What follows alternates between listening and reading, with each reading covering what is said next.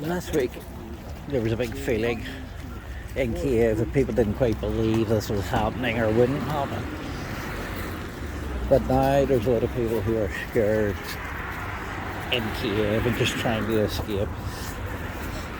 Most of them are people who can afford to escape, who have got houses elsewhere outside the major cities, or who are foreign nationals, immigrant workers, etc.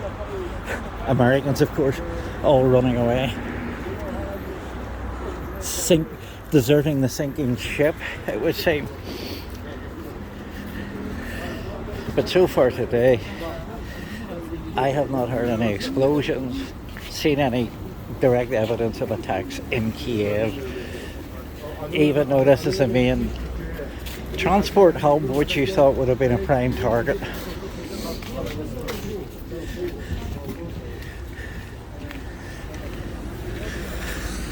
The only thing the prime transport hub is full of is scared people running away. This is one of the major bus depots. From what I can see, there's quite a few coaches going to the EU, getting loaded up with people going to the EU.